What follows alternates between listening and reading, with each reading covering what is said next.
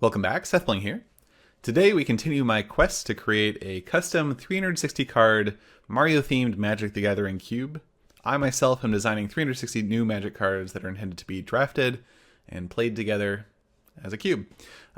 So without further ado, let's get to the cards.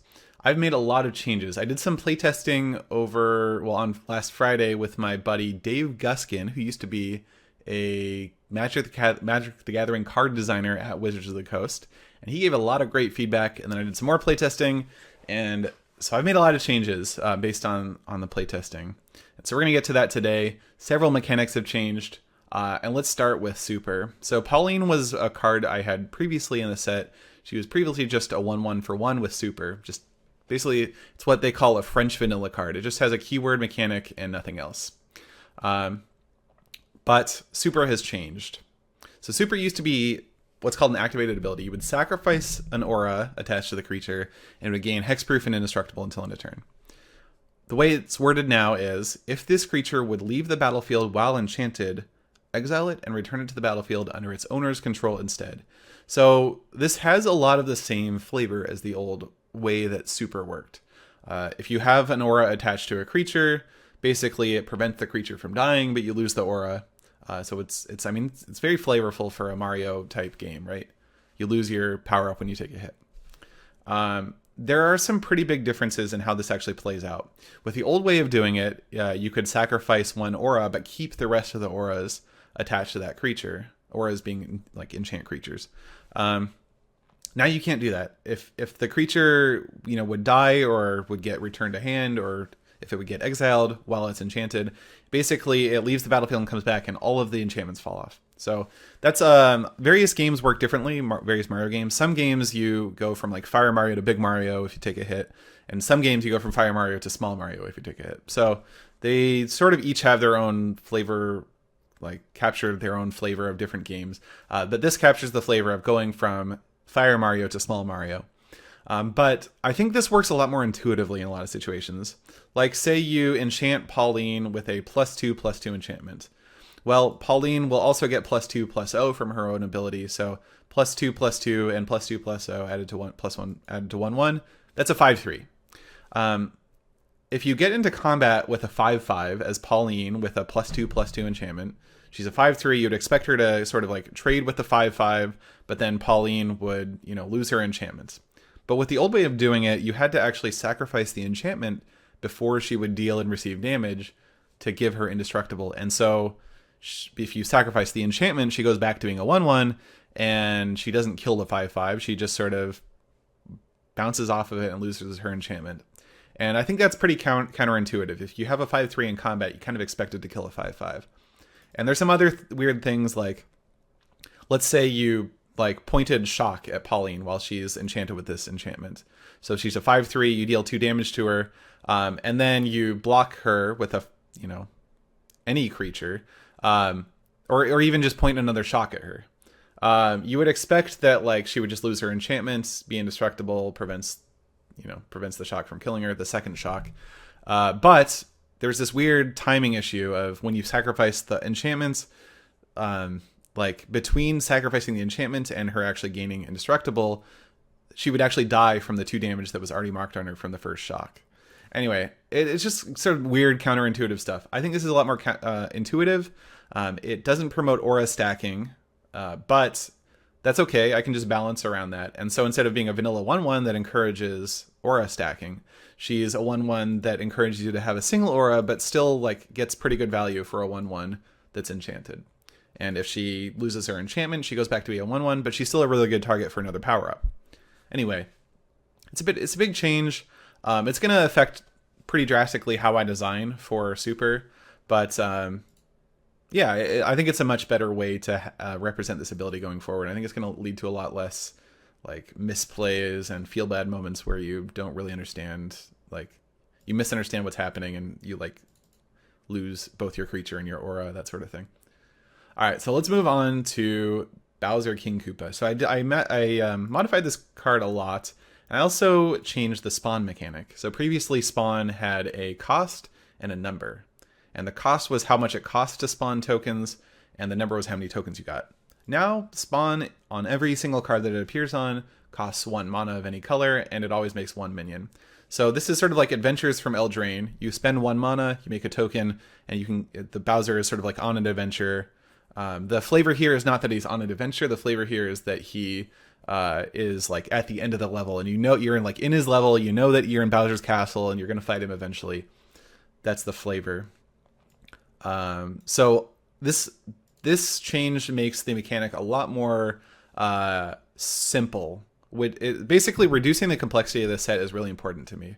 When you open up a pack and you see 15 brand new cards that you've never seen before, it's really daunting. And so anything I can do to reduce the complexity of the cards and let you sort of internalize what's going on with the card faster, I'm gonna take any chance I can get to do that. So this is much simpler. It's really nice too because having that generic colorless mana as the cost lets you fill in all the spots in your curve. Like, let's say on turn 1 you don't really have a play. This lets you play something on turn 1 and get get the ball rolling. Anyway, I also changed Bowser's ability. He still has fire breathing. This other ability lets you sacrifice another creature in order to give Bowser +4/+4 and trample until end of turn, but you only get to activate that once each turn. So basically, as long as you have, a bunch of spawn tokens, or they're called minions, but as long as you have a bunch of them, you can keep Bowser at 8/8 trample, which is very beefy. So this promotes having a lot of fodder that you can sacrifice with Bowser. But yeah, this updated spawn is gonna, I think, help me put spawn on more cards without worrying about adding too much complexity to the set. Next up, I changed the lives mechanic. So previously I had a mechanic called, it would have said like 3 lives. And what it did is, so I changed it to 3 hits. 3 hits says this creature enters the battlefield with 3 +1/+1 counters. If it would take damage while it has a +1/+1 counter, remove a +1/+1 counter instead. So basically, like, you can't really kill it with damage, but you just have to hit it 3 times to kill it. Just changes the way that you get to kill the creature. And as you do it, it also shrinks the creature's power. So this used to be called 3 lives, and instead of replacing damage with removing a counter, it would replace being destroyed with removing a counter. So you would actually have to deal lethal damage to the creature each time you wanted to remove a counter. And it was much harder to do that, especially with some larger creatures with the mechanic. And so I feel like this is a lot more interactive. You can chump block with a minion or something like that, and it'll shrink the charge and chuck. And charge and chuck, especially since he has to attack, it's like a pretty big drawback. It's nice that he's like harder to kill, but it's also a pretty big drawback that you can like chump with the 1/1 and then like just block him with a 3/3 for 2 turns, and don't necessarily get a lot of value. But he's still got an aggressive cost to him, 3/3 for 3 in red. Yeah, and then similarly, the 3 balloons used to say extra lives. I changed how this works. So first of all, that used to be a sorcery as well that would exile itself, so you could like keep the sorcery with the card and remind you what the extra lives mechanic did. I changed this to an aura. I think it makes a lot more sense in a set that's promoting auras to have this be an aura. So I changed it to change the templating so that it could be an aura. So when 3 balloons enters the battlefield, you put the 3 +1/+1 counters on the permanent. That represents obviously the 3 balloons. And enchanted permanent has extra hits as long as it's enchanted with his enchantment. So if it would take damage while it has a +1/+1 counter, remove a +1/+1 counter instead. So this reminder text is the same as the reminder text on the second half of charge and chuck. So it's the kind of the difference of 3 hits. 3 hits means it gets the counters as it enters the battlefield. Extra hits means something else has to give it the counters, but it has the same replacement effect. So this is much more synergistic with Super and also with Architect, and it's a lot more interactive too. Like, it allows you to, even if you put this on a giant creature, it's like an 8/8 or something, you can still block it with small creatures to remove those extra counters.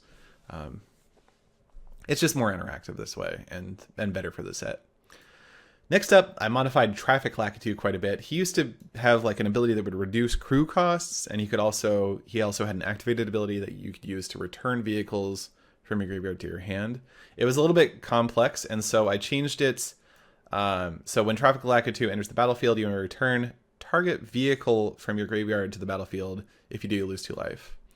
This lose 2 life thing is supposed to be a callback to in the Mario Kart games. Whenever Trafficlakitu would fish your cart out of the water or whatever, he would extract 2 coins from you. And so there's a little bit of flavor there. But otherwise, it's like very good flavor for what Trafficlakitu does. And I made him a 2-1 so that he's pretty good at crewing vehicles as well. But you can also just attack with him as a flyer or block with him.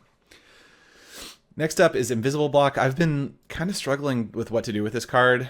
I think I like where it is right now.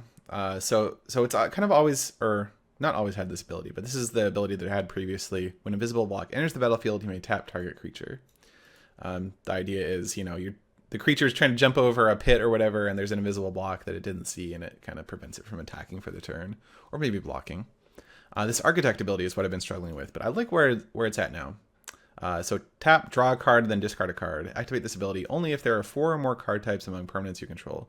So only if there are 4 or more card types among permanents you control is the Architect ability. Basically, it means you need like a land, a creature, an enchantment, and an artifact, or maybe a planeswalker. That's also a card type, but yeah, Architect is the theme of the Mario Maker part of the set. So draw a card, then discard a card is a really nice ability, and it's in like Magic lingo, this is called a loot ability. And so the flavor here is that you're looting the invisible block, right? Invisible blocks can sometimes have like power-ups in them, that sort of stuff. And so that's the flavor. It's a little bit of a weak flavor, but I think this is a really nice ability to have on a card. It can help you filter out like land draws later in the game that you don't want to be drawing. And yeah, so this is a nice ability. It also enables Architect by being an artifact. Yeah. So I like where this is at now. I think it's in a much better place. Flood is another card I was kind of struggling with. I've never played Mario. I never really played Mario Sunshine. I watched some people play a little bit, but I feel like the previous iteration was pretty unexciting. So I revamped it quite a bit. So it's still an equipment. You can give the equipped creature flying until end of turn by spending blue mana. That's sort of like using up your water in order to fly. That's very on flavor for what Flood is. This backpack with a water jet. Flood can also be used to clean off like painted surfaces and stuff like that. And so that's the flavor behind this clause. Whenever a equipped creature attacks, you may pay X in blue. When you do, return target non-land, non-creature permanent with converted mana cost X to its owner's hand. So this can be used to like bounce an enchantment. Basically, like cleans an aura off a creature. It like cleans various things off the battlefield, basically. And so it's a little bit weird, I guess. Like there are some artifacts that it might be weird to be able to do this too, but I think it's a pretty powerful ability. You have to spend more mana than your opponent, right? Because if you're like bouncing a card with converted mana cost 3, you have to spend 4, and so you're like losing out slightly on your mana. But yeah, it's still like a pretty powerful ability in certain contexts. Let's see. So I'm recording a video right now, but I'm also live streaming on Twitch. Dave Guskin, who I mentioned earlier in the video, is in the chat saying, can you just say artifact or enchantment? Or am I worried about crewed vehicles, artifact creatures? Yeah, I'm not exactly sure. It's also a little weird that you can do planeswalkers in terms of flavor. So although... No, I don't know. So this clause might change. I'm not really sure. I just didn't want it to be... I really didn't want people to be able to return like creatures with like super that have enchantments on them. I feel like that's really powerful to be able to do repeatedly. So I wanted you to have to just return the enchantment instead. Returning just an artifact or enchantment could work, but it's also like more of a white thing. I don't know. I don't know what I'll do with this. But yeah, thanks Dave for the feedback, and don't worry, it's okay that I'm recording and you're giving me feedback. It's always valuable. All right, so parade cart. Yeah, anyway, flood I might come back to and change, but I like this. It's like it feels a lot more powerful and like playable than it was previously.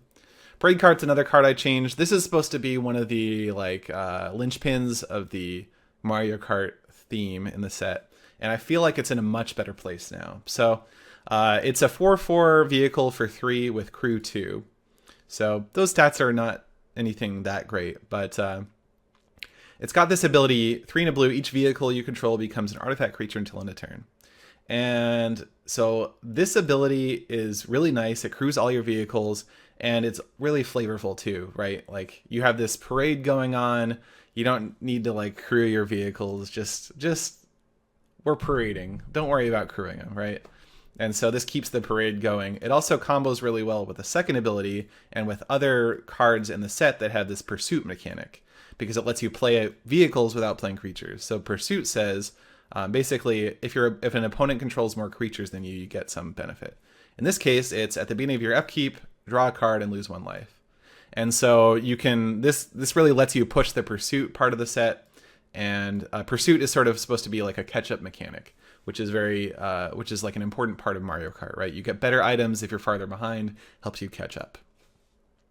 And so this lets you draw a card and lose 1 life if you're behind in terms of number of creatures.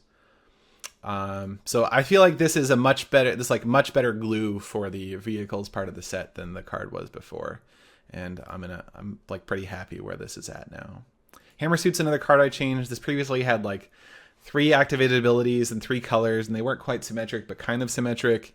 And like it's like awkward in a set that's promoting 3 color decks to,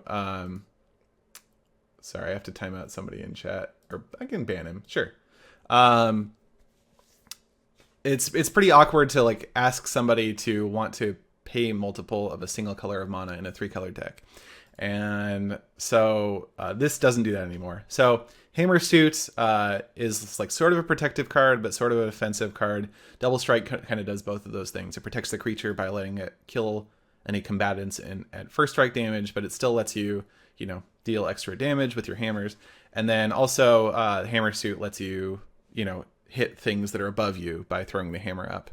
And so you can give the creature reach if you're also playing green. So this is this is a pretty this has been printed a few times. It's called Battle Mastery, and it's usually in white.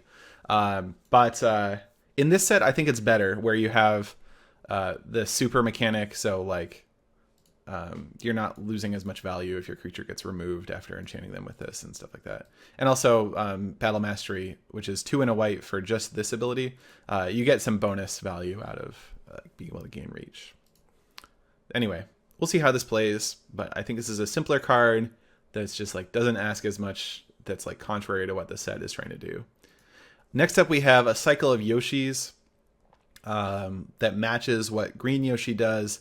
I've basically found out that Yoshis were really good at enabling Architect because they're enchantment creatures for 3. So like you can just pay 3 mana and get an enchantment creature. And so if you have an artifact, you have an enchantment creature, you have Architect. You have 4 card types among permanents you control because you also have a land.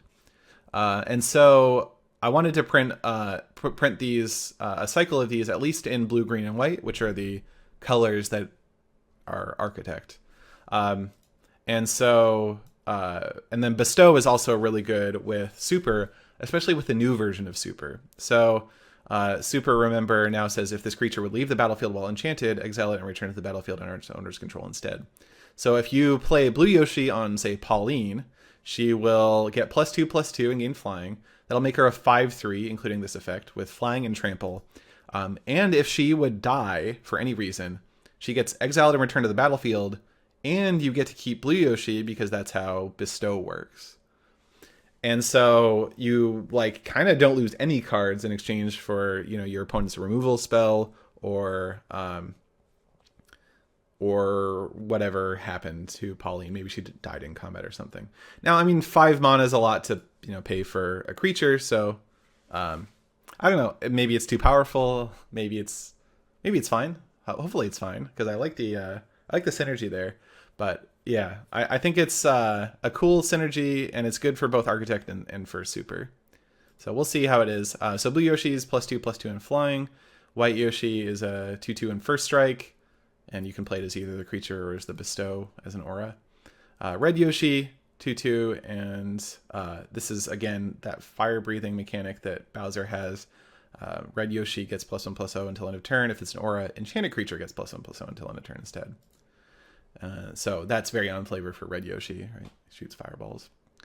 Black Yoshi is, I guess, exists in various games, but isn't really like a mainline Yoshi, so I have a little bit more creative freedom with him, which is great because he's not part of the Super Shard and he's not part of the Architect Shard. And so Black Yoshi, I had a bit, I could basically make him work with the black and red themes of the set, which is sacrificing creatures, sacrificing spawn tokens, that sort of stuff. And so he's a nice sacrifice enabler. If you really need a sacrifice enabler at 3 mana, you can get that. Or you can, put this on another creature that might have evasion or something. So this fits in well with that part of the set. And it completes the cycle. So I have green Yoshi, blue Yoshi, white Yoshi, red Yoshi, black Yoshi. So cycle of Yoshis. Next up is Vanishing Cap, another aura. This is not necessarily an aura you would play in Super, though. Obviously it's blue. But it could be good in Architect. It also has a lot of flexibility. Let's look at the card. So Vanishing Cap, based on, of course, a cap from Super Mario 64. And it says, enchanted creature has Shroud and can't be blocked or deal damage. So, yeah. Vanishing Cap makes Mario incorporeal. He doesn't really interact with enemies and stuff. But it's got this other ability, 1 in a blue, return Vanishing Cap to its owner's hand. So there's some cool things you can do with this. First, you can put it on your own creature and attack with it. And then after blockers are declared, you can bounce Vanishing Cap and have the creature deal damage. So this is a sort of expensive form of evasion, if you want it to be that. But you can also play it on your opponent's creature. And if you do, that creature cannot deal damage. It can still block. So it's basically like an OX blocker where X is whatever its toughness was before. And you can also bounce it and move it around between your opponent's creatures or between your creatures if you need to get evasion through, if you have a lot of mana. It's a very flexible card. It might be really strong. I think this being able to move an aura around like this, especially one that can like nerf an opponent's creature, is really strong. So this might end up getting more expensive at some point. But it also enables Architect, and you can just play it on your own creature to enable Architect. You can bounce it and move it if you think that creature's in danger, or if you need that creature back and able to deal damage. This is a very flexible card, which I like. Next up is Metal Cap. This card also might be too powerful. Metal Cap is a 5 mana aura. Enchanted creature loses flying and can't gain flying. Metal Cap, of course, another cap from Mario 64. Turns you into Metal Mario, makes you really heavy. And so you can't like jump as high. You definitely can't fly. Enchanted creature gets +4/+0 and gains indestructible. So the cap makes you indestructible in game. It also makes you more powerful with your attacks. This is a really strong effect. And it can be hard to interact with in certain colors. So the nice thing is you can't give it flying, which is one of the main ways you can take advantage of a +4/+0 effect. But the other way you can take advantage of it is just attacking with your creature and forcing your opponent to chump block every turn, which is, in certain circumstances, this is just an extremely strong effect. So I don't know. I might need to nerf it, make it a smaller bonus or higher cost. I'd probably go with smaller bonus over higher cost, but I'm not sure. We'll see. This just needs playtesting. All right, I have 3 more cards left for this video, and then I have a bunch of cards prepared for my next video, which will be out tomorrow. But this next one's a doozy. Here's Matching Game. If you've ever played Super Mario Bros. 3, you may immediately recognize this picture. All right, let's read this. This is an enchantment for 4 mana. When Matching Game enters the battlefield, exile the top 6 cards of your library face down. So put a bunch of cards face down, just like what's in the picture. At the beginning of your end step, look at a card exiled with Matching Game, then look at another. If the 2 cards are both colorless or they share a color, you may reveal them and put them in your hand. So this is like super flavorful for what's going on in the Mario Bros. 3 Matching Game. This is exactly the way that you play the Matching Game. You can take notes if you want, just like in the Matching Game. If you're a real Magic player, you'll just do it out of memory. But every turn you get to look at 2 cards. Maybe they don't match, and you have to put them back. You can over time you can decide to explore new cards to try and find cards that you're more likely to want, or you can say, you know what, I know where 2 cards are that match. Let's just get them, and I'll have those cards. It's a bit of a slow draw spell, but over time it draws up to 6 cards, and it could draw 6 cards over the course of 3 turns, which is quite strong if you get very lucky. So The one thing I don't like about this promotes, cards sharing color, which kind of promotes having fewer colors in your deck, which is not really what this set is trying to promote. 3-color decks, at least somewhat. 2-color decks are probably fine too, but this kind of promotes monocolor decks, which I don't love. So I'm going to be monitoring how much this does that. It's also an enchantment for the Architect deck, and so that pushes it towards being played. Yeah, we'll see. We'll see where this ends up. I think it's really flavorful. I think it's also really goofy. Maybe it's too goofy too. I don't know. Next up is Gobblegut, another card with a new version of Spawn on it. It doesn't actually use Spawn really itself, but anyway, it's a 3/3 flyer for 4, which is a pretty aggressively costed card. When Gobblegut enters the battlefield, you may sacrifice a land. When you do, it fights target creature. So that's a pretty strong effect. You can kill like a 2/2 by sacking a land. Now, sacking a land isn't necessarily something you want to do, especially you might have other cards that are more expensive, and this could set you way back. So there's a bit of tension of whether or not you want to use this ability, and it can feel bad if you sacrifice a land and then draw a big spell next turn or something. I also might consider nerfing its toughness a little bit to make it more like it's like an answer for potentially for a card that you really need to answer, but you don't really want to use it unless you have to. So that it's more like just a 3/3 for 3, or sorry, 3/3 flyer for 4. I don't know. We'll see where this ends up. This might be too strong. Might need to be costed more. Just not sure. Need some playtesting. King Caliente is my last card for the video. Another card with Spawn. This does make use of the Spawn mechanic. This is a 4/5 for 5. Red, sacrifice another creature. King Caliente deals 2 damage to target player or planeswalker. Let's actually bump him up to rare. I meant to do that. Yeah, I mean, it's pretty straightforward. He just King Caliente shoots fireballs at you, and I wanted another sack outlet for the Spawn part of the set. This also synergizes with the spook part of the set, although I haven't shown any spook cards in this video. In the next video, I'm going to show a ton of spook cards, though. Yeah, this is basically just another pretty decent sack outlet. You'll want to, it gives you that Spawn, which lets you curve out, and then later in the game, you can use those tokens if they're still around. So pretty straightforward, but a nice addition to that whole strategy. All right, so in my next video, I'm going to cover a bunch of new cards, a bunch of spook cards, some architect cards. So join me for that. That'll be tomorrow. In the meantime, if you want to get your fix of Mario the Gathering, there is a subreddit, reddit.com/r/Mario the Gathering. Also follow me on Twitch, where I'm streaming right now as I record this video. I'm doing all my card design, well, not all of it. I'm doing a lot of my card design live, and feedback from Twitch chat is super valuable. People are giving me ideas, giving me just instant gut reactions to cards, that sort of stuff.